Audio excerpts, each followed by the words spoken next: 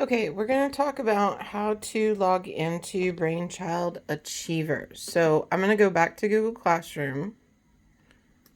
Right here on your stream, there's a link, says Brainchild link. So if you click that, oh, gotta get rid of the old one. Okay, so the first thing you're going to do is you're going to start typing in Nimitz. You'll see that there are two. One says Nimitz Middle School, one says Nimitz Remedial. You need Nimitz Middle School. Your username is exactly the same as your textbook. ECISD, and then your ID. And then your password should be your ID again. Oh.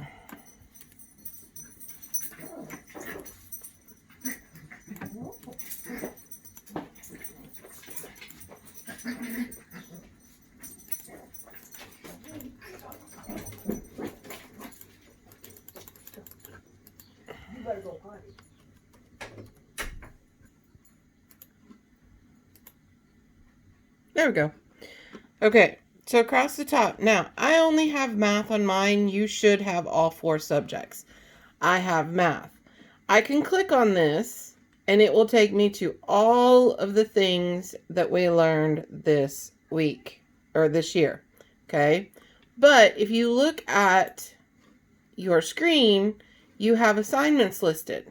You have 3 assignments: 6.2c number lines, 6.4g equivalent forms, and 6.2b absolute value. You can do these in any order that you want to do them, or you can do them in the order that they are listed. It does not matter. So I'm going to start on 6.2c. Now, it says play the lesson, study, test. Okay? So when you click play the lesson, it's going to play a video for you. It should. Okay, maybe there's not a video for this one. There it goes. Number lines can be used to compare the size of numbers. Numbers are smaller to the left and greater to the right. For example, 2 is greater than 1, and 2 is less than 3. Fractions can be represented on number lines. Point P is between 1 and 2. No. Point P is on the third mark of what is 4 total spaces. Here is the key to this lesson. You have to count how many spaces. 1, 2, 3, 4. Because this is here, that is 3 out of 4. To get from 1 to 2. Therefore, point P is at 1 and 3/4, or 1 3/4. Decimals can be represented too.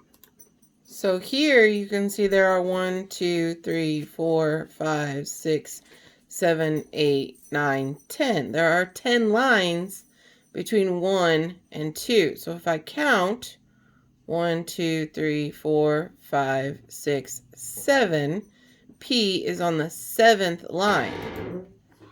Point P represents a decimal. This number line shows 10 spaces between 1 and 2. Point P is at the 7th mark after 1. Point P is at 1.7, which is the same as 1 7/10. Okay, so the video was really short. You can do study. Study is practicing the concepts. You can do the test.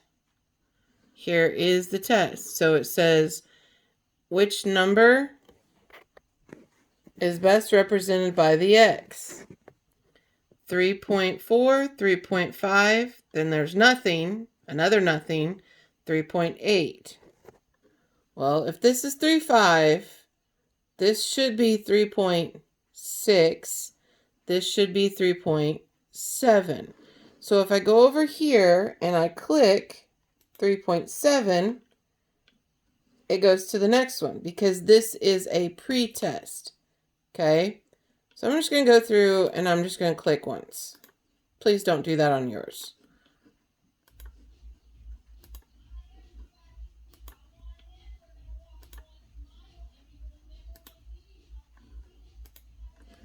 Okay, so I got a score of 20. Total questions, 10. My session's time. Now, guys, this is minutes and seconds. So you can see how many it took me 55 seconds. It should not take you that short of a time. I can review my mistakes. Okay, this one is wrong. I can click explain. It will explain why it's wrong. Okay. If I go back to learning. Now, notice this says it's under the pre-test. Because that was the first time I took it. So I can do this one again. Play the lesson again. I can study again. The study does not give you a grade. It's just to help you study. Then go back. And I can take the test again. And if I don't do well, I can take the test again. It will give you the highest score when you get finished. Then I can go back and I can do, now notice it's no longer listed as an assignment because I have already started it. If I want to see it, I have to go click on math. Here's the one I've started. I have not taken the post-test.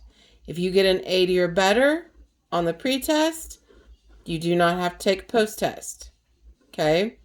A check means you have mastered it. A yellow is proficient. And a red is not completed or not proficient. Here's your instructions. Play the lesson to learn the concept. Study. When you're ready, take the test. When ready, use test to record the higher score. Okay? All you have to do for right now are the 3 assignments here, and I will list them in Google Classroom.